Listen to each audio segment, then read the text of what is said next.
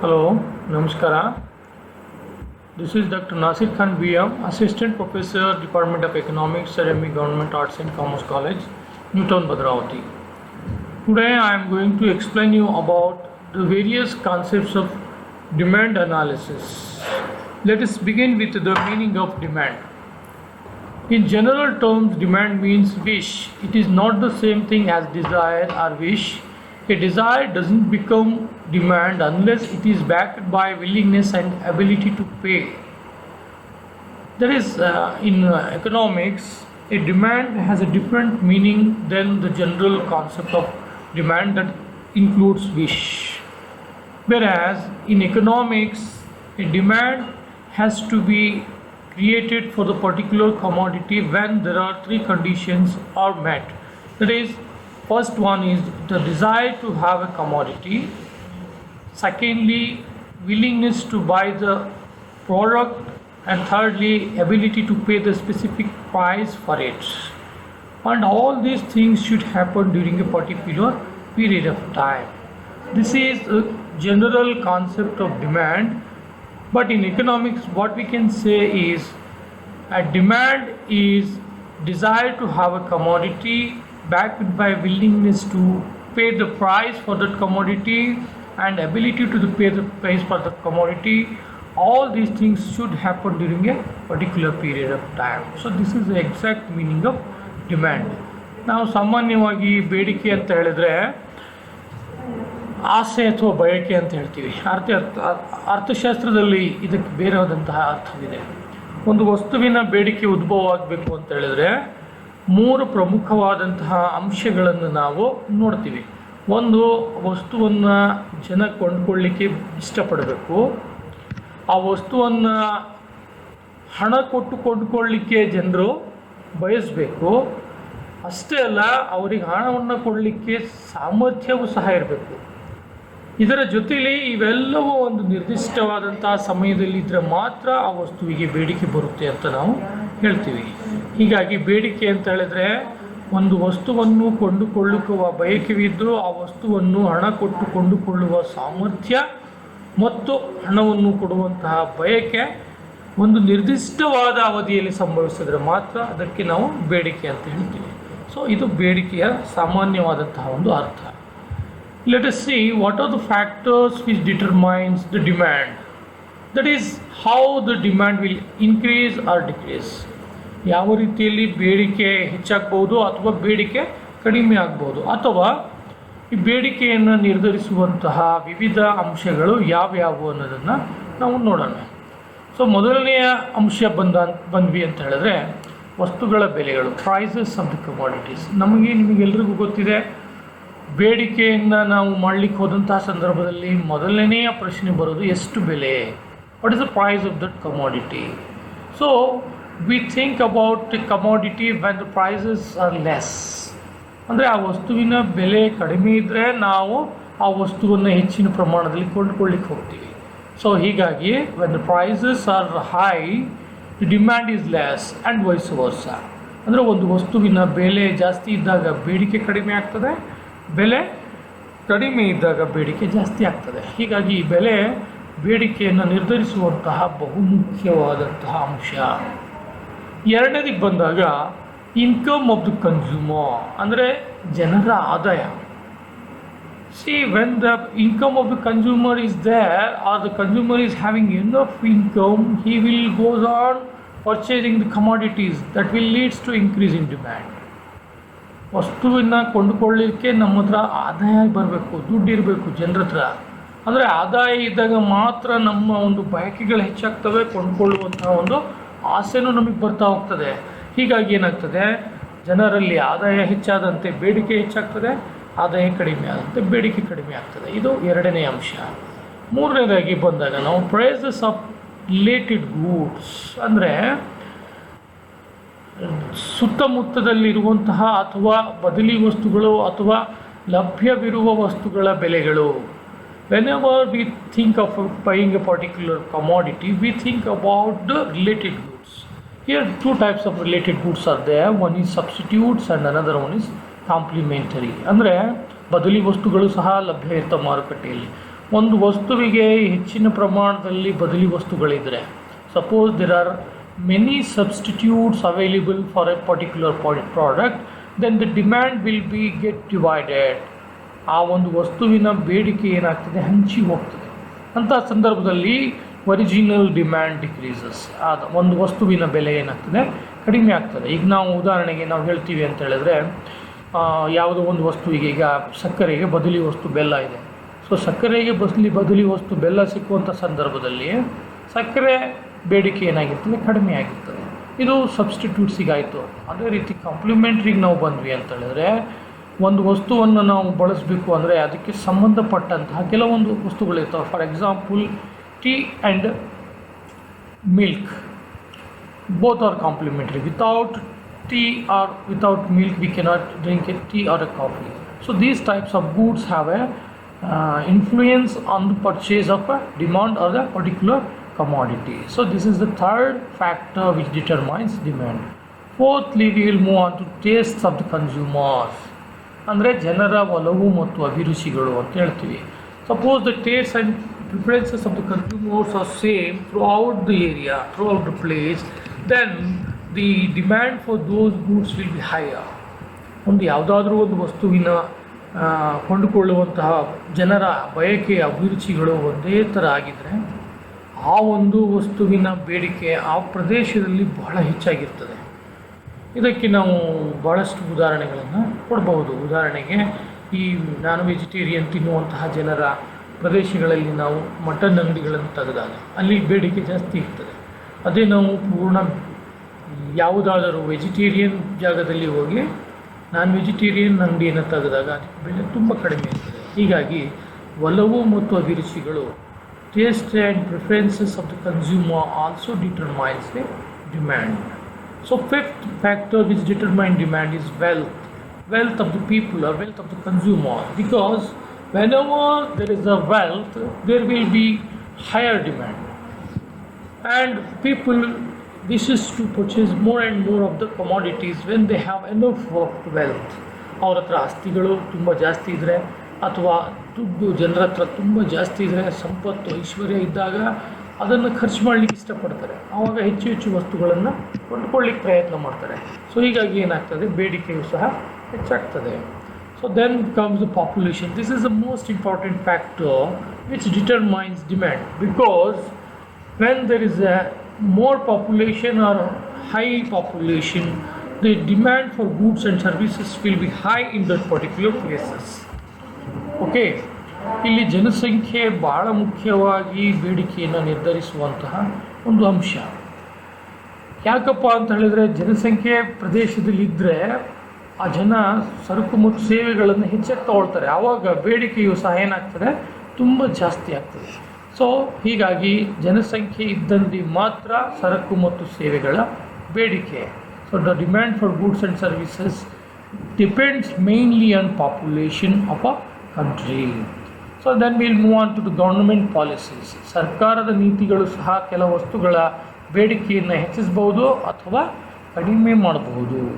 ಸರ್ಕಾರದ ನೀತಿಗಳು ಅಂತ ನಾವು ಇಲ್ಲಿ ಹೇಳಿದಂತಹ ಸಂದರ್ಭದಲ್ಲಿ ಸರ್ಕಾರ ಮಾಡುವಂತಹ ನೀತಿ, ಉದಾಹರಣೆಗೆ ಯಾವುದಾದರೂ ಒಂದು ವಸ್ತುವನ್ನು ಸರ್ಕಾರ ಮಾರುಕಟ್ಟೆಯಲ್ಲಿ ಬಂದಂತಹ ಸಂದರ್ಭದಲ್ಲಿ ಅದರ ಮೇಲೆ ಇರುವಂತಹ ನಿರ್ಬಂಧಗಳು. Suppose the government imposes restrictions on particular use of a particular goods or use of particular commodities, the demand will be nil or the demand may not created. So policies of the governments will have an influence on the demand for a particular commodities. So the eighth factor which influences the demand is expectation regarding the future. So whenever there are expectations regarding the future, the demand for goods will be higher because people started to hoard the commodities. ಜನ ಏನು ಮಾಡ್ತಾರೆ, ಭವಿಷ್ಯದಲ್ಲಿ ಈ ವಸ್ತುವಿನ ಬೇಡಿಕೆ ಹೇಗಿರುತ್ತೆ ಅಥವಾ ಹೇಗಿರಬಹುದು ಅನ್ನುವಂತಹ ಒಂದು ಊಹೆ ಇದೆಯಲ್ಲ, ಅದು ಆ ಒಂದು ವಸ್ತುವಿನ ಬೇಡಿಕೆಯನ್ನು ನಿರ್ಬಂಧನಕ್ಕೆ ಒಳಪಡಿಸ್ತದೆ. ಹಾಗಾಗಿ ಆ ವಸ್ತುಗಳ ಬೇಡಿಕೆ ಭವಿಷ್ಯದ ಮೇಲೇನೂ ಸಹ ಬಹಳ ಪ್ರಮುಖವಾಗಿ ನಿರ್ಧರಿತವಾಗ್ತದೆ ಅಂತ ನಾವು ಹೇಳ್ಬೋದು. So ninth factor is climate and weather. ಹವಾಮಾನ ಮತ್ತು ಯಾವ ರೀತಿಯಲ್ಲಿ ಆ ಒಂದು ಪ್ರದೇಶದಲ್ಲಿ ಇರುತ್ತೆ ಇದು ಸಹ ಬೇಡಿಕೆಯನ್ನು ನಿರ್ಧಾರ ಮಾಡುವ ಬಹಳ ಮುಖ್ಯವಾದಂತಹ ಅಂಶ. Climatic conditions, because whenever there is a changes in climates, the goods and services of certain commodities will be either increase or decrease. For example, during rainy seasons, the demand for umbrellas will be high. ಮಳೆಗಾಲದಲ್ಲಿ ಛತ್ರಿಗಳ ಒಂದು ಬೇಡಿಕೆ ತುಂಬ ಜಾಸ್ತಿ ಆಗ್ತದೆ ಅಥವಾ ಉದ್ಭವ ಆಗ್ತದೆ. So ಇದನ್ನು ನಾವು ಏನಂತ ಹೇಳ್ತೀವಿ, ಈ ಹವಾಮಾನದಲ್ಲಿ ಆಗುವ ಬದಲಾವಣೆಗಳಿಂದಾಗಿ ಬೇಡಿಕೆಯ ಮೇಲೆ ಆಗುವಂತಹ ಪರಿಣಾಮಗಳು ಅಂತ ಹೇಳ್ತೀವಿ ನಾವು. So state of business is a last point which determines the demand. So ಬೇಡಿಕೆಯನ್ನು ನಿರ್ಧಾರ ಮಾಡುವಂತಹ ಕೊನೆಯ ಅಂಶ ಅಂತ ಹೇಳಿದ್ರೆ ಆ ಒಂದು ವ್ಯವಹಾರಗಳು ಹೇಗೆ ನಡೀತವೆ ಆ ರಾಜ್ಯಗಳಲ್ಲಿ ಎಂಬುದರ ಮೇಲೆ ಸಹ ಡಿಪೆಂಡ್ ಆಗ್ತದೆ. Whenever the business activities are higher, the demand for goods and services will be high. ಹೆಚ್ಚಿನ ಪ್ರಮಾಣದಲ್ಲಿ ವ್ಯವಹಾರಗಳು ನಡೀತಾ ಇದ್ದರೆ ಸರಕು ಮತ್ತು ಸೇವೆಗಳಿಗೆ ಬೇಡಿಕೆಯು ಸಹ ತುಂಬ ಹೆಚ್ಚಿನ ಪ್ರಮಾಣದಲ್ಲಿ ಉಂಟಾಗ್ತದೆ. ಸೊ ಈ ರೀತಿಯಲ್ಲಿ ಈ ಎಲ್ಲ ಅಂಶಗಳು ಬೇಡಿಕೆಯನ್ನು ಹೆಚ್ಚು ಮಾಡಬಹುದು ಅಥವಾ ಕಡಿಮೆ ಮಾಡಬಹುದು. So these are the factors which may either increase the demand or they will decrease the demand.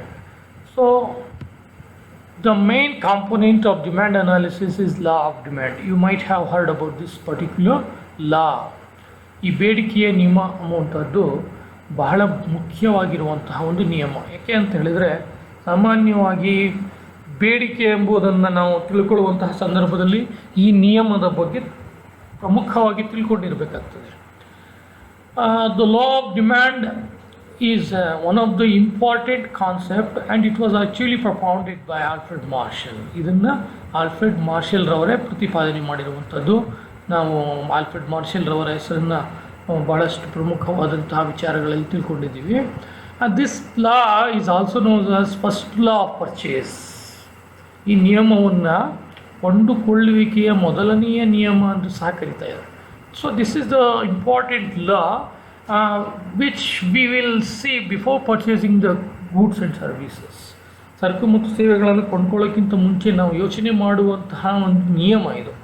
ಯಾಕಪ್ಪ ಈ ನಿಯಮವನ್ನು ಆ ಥರ ಹೇಳ್ತಾರೆ ಅಂತ ಹೇಳಿದ್ರೆ, before going to purchase a particular goods or commodity we will ask about the prices of that commodity. ಈ ವಸ್ತುವಿನ ಬೆಲೆ ಎಷ್ಟಪ್ಪ ಅನ್ನೋದನ್ನು ಮೊದಲನೇ ಪ್ರಶ್ನೆ ಹೋಗಿ ನಾವು ಕೇಳ್ತೀವಿ. ಸೊ ಹೀಗಾಗಿ ಈ ನಿಯಮವನ್ನು ಆಲ್ಫ್ರೆಡ್ ಮಾರ್ಷಲ್ ರವರು ಬಹಳ ಸುಂದರವಾದಂತಹ ರೀತಿಯಲ್ಲಿ ವಿವರಣೆಯನ್ನು ಕೊಟ್ಟಿದ್ದಾರೆ. ಸೊ ಇವರ ಪ್ರಕಾರ law of demand explains or expresses the inverse relationship between prices of a commodities and its quantity demanded. According to Marshall, when all factors other then price remains constant, a increase in price will decrease the quantity demanded and vice versa. So here there is one more concept that is ceteris paribus. ಅಂದರೆ ನಾವು ಇದನ್ನು ಕನ್ನಡದಲ್ಲಿ ಏನು ಹೇಳ್ತಾ ಹೇಳ್ತೀವಿ, other things remaining constant. ಇತರೆ ಅಂಶಗಳು ಸ್ಥಿರವಿದ್ದಾಗ, ಅಂದರೆ ಬೇಡಿಕೆಯನ್ನು ನಿರ್ಧಾರ ಮಾಡುವಂತಹ ಮೇಲೆ ನಾವು ಓದಿರುವಂತಹ 10 ಅಂಶಗಳು, the 10 important concept, the factors which determine demand that we have studied in the previous slide have to remain constant. ಅಂದರೆ ಅವೆಲ್ಲ ಸ್ಥಿರ ಇರಬೇಕು, ಈ ನಿಯಮ ಚಾಲ್ತಿಗೆ ಬರಬೇಕು. ಅಂದರೆ then only this law will come in to operation. So ಅವೆಲ್ಲ ಸ್ಥಿರ ಇದ್ದಾಗ ವಸ್ತುವಿನ ಬೆಲೆ ಹೆಚ್ಚಾದರೆ ಬೇಡಿಕೆ ಕಡಿಮೆ ಆಗ್ತದೆ, ಬೆಲೆ ಹೆಚ್ಚಾದರೆ ಬೇಡಿಕೆ ಕಡಿಮೆ ಆಗ್ತದೆ, ಬೆಲೆ ಕಡಿಮೆ ಆದರೆ ಬೇಡಿಕೆ ಹೆಚ್ಚಾಗ್ತದೆ. ಅದನ್ನು ನಾವು ಈ ಒಂದು ಟೇಬಲಲ್ಲಿ ಸಹ ನಾವು ಅದನ್ನು ನೋಡ್ಬೋದು. ಉದಾಹರಣೆಗೆ ಇಲ್ಲಿದೆ ನೋಡಿ, ವಸ್ತುವಿನ ಬೆಲೆಗಳು. ನಾವಿಲ್ಲಿ ಎಕ್ಸಾಂಪಲ್ ತೊಗೊಂಡಿರೋದು ಪ್ರೈಸಸ್ ಆಫ್ ಆಪಲ್ಸ್. ಒಂದು ಸೇಬಿನ ಬೆಲೆಗಳನ್ನು ತೊಗೊಂಡಿದ್ದೀವಿ. ಕೆ ಜಿಗೆ ಎಷ್ಟು ಅಂತ, 5 ರೂಪಾಯಿ, 4 ರೂಪಾಯಿ, 3 ರೂಪಾಯಿ, 2 ರೂಪಾಯಿ, 1 ರೂಪಾಯಿ. And the prices are decreasing, that is 5, 4, 3, 2 and 1. Look at the quantity of apples demanded per month.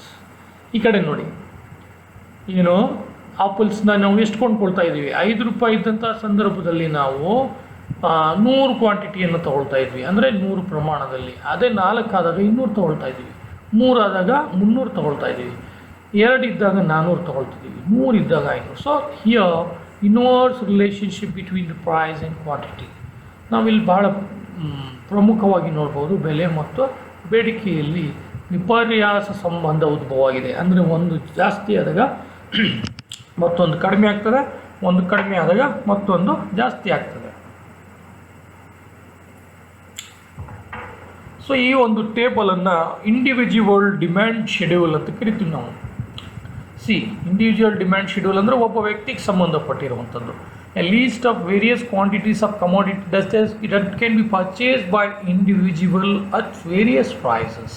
ಅಂದರೆ ತನಗೆ ನೀಡಿರುವಂತಹ ಬೆಲೆಗಳಲ್ಲಿ ಒಬ್ಬ ವ್ಯಕ್ತಿ ಕೊಂಡುಕೊಳ್ಳುವಂತಹ ಒಂದು ಟೇಬಲ್ ಅದು. ಅದೇ ರೀತಿ ಸಮೂಹವನ್ನು ನಾವು ಮಾಡಿದ್ರೆ ಅದನ್ನು ಮಾರ್ಕೆಟ್ ಡಿಮ್ಯಾಂಡ್ ಶೆಡ್ಯೂಲ್ ಅಂತ ಕರಿತೀವಿ. This is the clear difference between individual demand schedule and the market demand schedule. Here this one is a individual demand schedule, and that demand schedule can be also explained with the help of this diagram. Look at the diagram.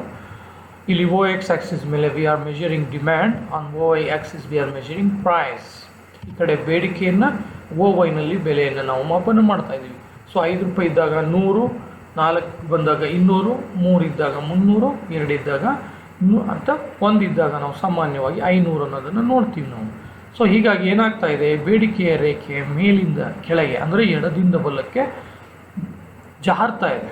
The demand curve always slopes downwards from left to right. This is the main condition of a demand curve and the law of demand that ಬೇಡಿಕೆಯ ರೇಖೆ ಯಾವಾಗಲೂ ಎಡದಿಂದ ಬಲಕ್ಕೆ ಇಳಿಮುಖವಾಗ್ತದೆ. What are the reasons for this one? ಯಾಕೆ ಇದು ಹೀಗಾಗ್ತದೆ? Why the demand curve always slopes downwards? ಇದಕ್ಕೆ ಮೊದಲನೇ ಕಾರಣ ಅಂತ ಹೇಳಿದರೆ we can say the inverse relationship.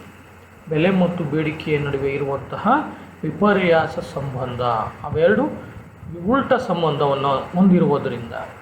ಎರಡನೇದಾಗಿ ನಾವು ಬಂದ್ವಿ ಅಂತ ಹೇಳಿದ್ರೆ operation of law of diminishing marginal utility, ಇಳಿಮುಖ ಸೀಮಾಂತ ತುಷ್ಟಿಗುಣ ನಿಯಮದ ಕಾರ್ಯಾಚರಣೆ. ನಾವು ತಿಳ್ಕೊಂಡಿದ್ದೀವಿ ಆ ನಿಯಮದಲ್ಲಿ ಏನಪ್ಪ, ಒಂದು ವಸ್ತುವನ್ನು ನಾವು ಜಾಸ್ತಿ ತೊಗೊಳ್ತಾ ಹೋದಾಗ ಸಿಗುವಂಥ ತುಷ್ಟಿಗುಣ ಕಡಿಮೆ ಆಗ್ತಾ ಹೋಗ್ತದೆ. So same thing applies here. Price fall ಆಗುತ್ತೆ, ಡಿಮ್ಯಾಂಡ್ ರೈಸ್ ಆಗ್ತದೆ. ಆಮೇಲೆ income effect and substitution effect. Because of all these factors demand curve slopes downwards. So this is the main thing about the law of demand. So as we know, demand curve always slopes downwards from left to right. ಬೇಡಿಕೆ ರೇಖೆ ಯಾವಾಗಲೂ ಎಡದಿಂದ ಬಲಕ್ಕೆ ಇಳಿಮುಖವಾಗ್ತಾ ಇದೆ. So ಎಡದಿಂದ ಬೆಳಕ್ಕೆ ಇದು ಇಳಿಮುಖವಾಗುವಂತಹ ಸಂದರ್ಭ ನಾವು ನೋಡ್ತಾ ಇದ್ದೀವಿ. ಆದರೆ ಇದು ಈ ಕಡೆಯಿಂದ ಅಂದರೆ whether it will move upwards from left to right, ಎಡದಿಂದ ಬಲಕ್ಕೆ ಮೇಲೆ ಹೋಗಬಹುದಾ?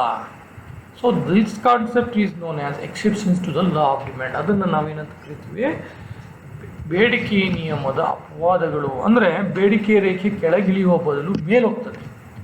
ಇನ್ certain exceptional cases demand curve instead of decreasing or diminishing from left to right moves upwards from left to right. So ಯಾಕೆ? When there is a exceptional cases. So first one is what we can say this one as conspicuous consumption or Veblen effect or demonstration effect. ಇದನ್ನು ನಾವು ಏನಂತ ಹೇಳ್ತೀವಪ್ಪ ಅಂತ ಹೇಳಿದರೆ ಐಷಾರಾಮ್ಯ ವಸ್ತುಗಳ ಒಂದು ಉಪಭೋಗ ಅಂತ ಕರಿತೀವಿ, ಕಾನ್ಸ್ಪಿಷಿಯಸ್ ಕನ್ಸಂಪ್ಷನ್ ಅಂತ ಕರಿತೀವಿ, ಅಥವಾ ವೆಬ್ಲನಿನ ಪರಿಣಾಮ ಅಂತ ಕರಿತೀವಿ, ಅಥವಾ ಡೆಮಾನ್ಸ್ಟ್ರೇಷನ್ ಎಫೆಕ್ಟ್ ಅಂತ ಕರಿತೀವಿ ನಾವು, ಅನುಕರಣೀಯ ಪರಿಣಾಮ ಅಂತಲೂ ಸಹ ಕರಿತೀವಿ. ಅಂದರೆ ಇಲ್ಲಿ ಏನಾಗುತ್ತೆ, ಸರ್ ಥೋರ್ಸ್ಟಿನ್ ವೆಬ್ಲನ್ ಎಂಬುವನು, he was an Scottish economist and statistician. He conducted a survey and came to the conclusion that when the rich people, if the prices of the commodities are increasing, they wishes to purchase more and more of that commodities. ಅಂದರೆ ಶ್ರೀಮಂತರು ಏನು ಮಾಡ್ತಾರೆ, ತಮ್ಮ ಒಂದು ಪ್ರತಿಷ್ಠೆಯ ಒಂದು ವಸ್ತುಗಳನ್ನು ಉಪಭೋಗ ಮಾಡುವಂತಹ ಸಂದರ್ಭದಲ್ಲಿ ಆ ವಸ್ತುವಿನ ಬೆಲೆಗಳು ಹೆಚ್ಚಾದರೆ ಆ ವಸ್ತುವನ್ನು ಹೆಚ್ಚಾಗಿ ಕೊಂಡುಕೊಳ್ತಾರೆ. They want to purchase more of that commodity because they want to demonstrate that they have that commodity. ಅವ್ರ ಹತ್ರ ಮಾತ್ರ ವಸ್ತು ಇದೆ. ಉದಾಹರಣೆಗೆ ಡೈಮಂಡ್ ಇರ್ಬೋದು, ಅಥವಾ there are certain things, for example paintings and other things which are very conspicuous that should be consumed more by rich people when the prices of those commodities are higher and more. So in this case because of the direct relationship between the prices and the demand. ಅಂದರೆ ಬೆಲೆ ಜಾಸ್ತಿ ಆಗಿದೆ, prices are rising, demand is also rising, ಬೇಡಿಕೆಯು ಹೆಚ್ಚಾಗ್ತಾ ಹೋಗ್ತಾ ಇದೆ. So ಈ ಕಾರಣದಿಂದಾಗಿ ಬೇಡಿಕೆ ರೇಖೆ ಮೇಲೆ ಹೋಗ್ತದೆ. ಸೊ ಇದು ಮೊದಲನೆಯ ಕಾರಣ. ಎರಡನೇದಕ್ಕೆ ನಾವು ಬಂದ್ವಿ ಅಂತ ಹೇಳಿದ್ರೆ Giffen's paradox. So this one is a very important economics related concept which is propounded by sir Giffen's in England. So ಇದನ್ನು ನಾವು ಗಿಫಿನ್ಸ್ ಪ್ಯಾರಡಾಕ್ಸ್ ಅಂತ ಹೇಳ್ತೀವಿ. ಇವನೇನು ಮಾಡ್ತಾನೆ, ಈತ ಈ has conducted A survey about the inferior goods, ಕೆಲವೊಂದು ಕೀಳ ದರ್ಜೆಯ ವಸ್ತುಗಳ ಮೇಲೆ ಈತ ಒಂದು ಸಮೀಕ್ಷೆಯನ್ನು ಮಾಡ್ತಾನೆ. ಈತನ ಪ್ರಕಾರ ಈ ವಸ್ತುಗಳ ಬೆಲೆಗಳು ಕಡಿಮೆ ಆದಾಗ ಇದರ ಬೇಡಿಕೆಯೂ ಸಹ ಕಡಿಮೆ ಆಗ್ತದೆ. According to him, when the prices of inferior goods decreases, naturally the demand has to increase, but in his case the demand decreases. What do people think? That when the prices of inferior goods are decreasing, instead of purchasing that commodity, they wanted to go and purchase another commodity. So in this case again there is a direct relationship between prices and demand. ಇವೆರಡರ ನಡುವೆ ನೇರ ಸಂಬಂಧ ಉಂಟಾಗೋದ್ರಿಂದ ಗಿಫಿನಿನ ಒಂದು ಪರಿಣಾಮದಲ್ಲೂ ಸಹ ಬೇಡಿಕೆ ರೇಖೆ ಮೇಲೆ ಹೋಗ್ತದೆ. ಸೊ ನೆಕ್ಸ್ಟ್ ಒಂದು ಕಾರಣ ಅಂತ ಹೇಳಿದ್ರೆ ಸ್ಪೆಕ್ಯುಲೇಟಿವ್ ಮಾರ್ಕೆಟ್ ಅಂತ, ಅದನ್ನು ಊಹೆಯ ಪರಿಣಾಮ ಅಂತ ನಾವು ಕರೆದಿದ್ದೀವಿ. This is related to the naturally it is related to stock markets, because in the stock market what people speculate is whenever the prices of shares are increasing, they wanted to purchase more and more shares. Whenever the prices of the shares are decreasing, the demand for those shares will decrease. ಆದರೆ ಆ ಮಾರುಕಟ್ಟೆಯಲ್ಲಿ ಬೆಲೆಗಳು ಏನಾಗ್ತವೆ, ಜಾಸ್ತಿ ಆದಾಗ ಶೇರ್ಸ್ಗಳ ಮಾರಾಟನೂ ಜಾಸ್ತಿ ಆಗ್ತದೆ. So ಇದನ್ನು ನಾವು ವಿ ಕಾಲ್ ದಿಸ್ ಆಸ್ ಊಹೆಯ ಪರಿಣಾಮ. ಊಹೆ ಕಲ್ಪನೆ ಮಾಡ್ತಾರೆ, suppose the price may increase in near future. ಆ ಒಂದು ಊಹೆಯಿಂದಾಗಿ ಏನು ಮಾಡ್ತಾರೆ, the people will purchase more and more of the shares. So as a result the demand moves upwards. So next concept is ignorance of the consumer. ಅಂದರೆ ಜನರಲ್ಲಿ ಇರುವಂತಹ ಒಂದು ಇಗ್ನೋರೆನ್ಸು, ನಮಗೆ ಈ ವಸ್ತು ಹೀಗಿದೆಯೋ ಹಾಗಿದೆಯೋ ಅನ್ನುವಂತಹ ಒಂದು ಇಗ್ನೋರೆನ್ಸಿಂದಾಗಿ ಏನಾಗ್ತದೆ, ಜನ ಕೆಲವೊಮ್ಮೆ ವಸ್ತುಗಳನ್ನು ಹೆಚ್ಚು ಬೆಲೆ ಕೊಂಡ್ಕೋಬಹುದು ಅಥವಾ ತಗೊಳ್ಳದೇ ಇರ್ಬೋದು. Either the people will purchase more or they cannot purchase at all because of ignorance. This is another important factor which will make the demand curve to move upwards from left to right. The next exception is fear of shortage. Whenever there is a fear of shortage, the people started to hoard those commodities. As a result, demand increase. ಜನರು ವಸ್ತುಗಳು ಕಡಿಮೆ ಪ್ರಮಾಣದಲ್ಲಿ ಸಿಗ್ತಾ ಇದೆ ಅಂತ ಹೇಳಿದಾಗ ಅಥವಾ ಕೊರತೆಯಲ್ಲಿದೆ ಅಂತ ಗೊತ್ತಾದ ತಕ್ಷಣವೇ ತುಂಬ ಜಾಸ್ತಿ ಪ್ರಮಾಣದಲ್ಲಿ ಕೊಂಡ್ಕೊಳ್ಳಿ ಶುರು ಮಾಡ್ತಾರೆ. ಅದಕ್ಕೆ ನಾವು ಪ್ರಮುಖ ಉದಾಹರಣೆಯನ್ನು ಕೊಡ್ಬೋದು. ಲಾಕ್ಡೌನ್, ಇತ್ತೀಚೆಗೆ ಈ ಕೊರೋನಾ ವೈರಸ್ಸಿನ ಒಂದು ಸಂದರ್ಭದಲ್ಲಿ ಲಾಕ್ಡೌನ್ ಆದಂತಹ ಸಂದರ್ಭ, ಲಾಕ್ಡೌನ್ ಆಗ್ತಾ ಇದೆ ಅಂತ ಗೊತ್ತಾಗ್ತಿದ್ದಂಗೆ 1-2 ದಿನ ಜನ ಎಲ್ಲ ವಸ್ತುಗಳನ್ನು ಕೊಂಡ್ಕೊಂಡು ಅದನ್ನು ಸಂಗ್ರಹ ಮಾಡ್ಕೊಳ್ಳೋಕ್ಕೆ ಶುರು ಮಾಡಿದ್ರು. So because of the lockdown people started hoarding more and more commodities. As a result of this, there is a increase in demand. As a result, demand increases from left to right. So the next concept is necessaries. ಅವಶ್ಯಕ ವಸ್ತುಗಳು. So ಅವಶ್ಯಕ ವಸ್ತುಗಳಿಗೆ ಸಂಬಂಧಿಸಿದಂತೆ ಬೆಲೆ ಎಷ್ಟೇ ಇರಲಿ, ಜನ ಬೇಕು ಅಂದಂಥ ಸಂದರ್ಭದಲ್ಲಿ ತಗೊಳ್ಳೇಬೇಕಾಗ್ತದೆ. ಹಾಗಾಗಿ ಆ ಒಂದು ಬೇಡಿಕೆ ರೇಖೆ ಮೇಲೆ ಹೋಗ್ತದೆ. The 7th factor is change in fashions. ಜನರ ವಧು ಮತ್ತು ಅಭಿರುಚಿಗಳು ಅಥವಾ ಉಡುಗೊರೆಗಳು ಬದಲಾವಣೆ ಆಗುವಂಥದ್ದು. ಆ ಜನ ಹುಡ್ಕೊಳ್ಳುವಂತಹ ವಸ್ತು ಇರ್ಬೋದು ಅಥವಾ fashionable. So these things makes demand to either increase or to decrease. So then we have 8th factor, that is necessities of life, which is related to the 6th factor. The 9th and most important is inflation and scarcity, which is an economic concept and economic exceptional concept. So whenever there is an inflation and there is a scarcity, people will either purchase more or purchase less. ಹಣದುಬ್ಬರದ ಸಂದರ್ಭದಲ್ಲಿ ಏನಾಗ್ತದೆ, ಬೆಲೆಗಳು ಅತಿಯಾಗಿ ಹೆಚ್ಚಾಗ್ತಾ ಹೋಗ್ತಿರ್ತವೆ. So ಇಂಥ ಸಂದರ್ಭದಲ್ಲಿ ಜನರಲ್ಲಿ ಒಂದು ರೀತಿ ಭ್ರಮೆ ಶುರುವಾಗ್ತದೆ.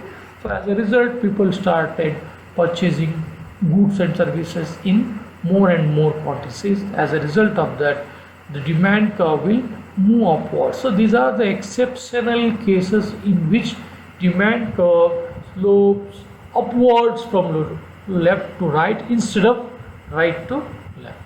ಅಂದರೆ ಇದು ಎಡದಿಂದ ಬಲಕ್ಕೆ ಇಳಿಯೋ ಬದಲು ಮೇಲೆ ಹೋಗುವಂತಹ ಸಂದರ್ಭಗಳನ್ನು ನಾವು ಬೇಡಿಕೆಯ ನಿಯಮದ ಅಪವಾದಗಳು ಅಂತ ನಾವು ಕರಿತೀವಿ.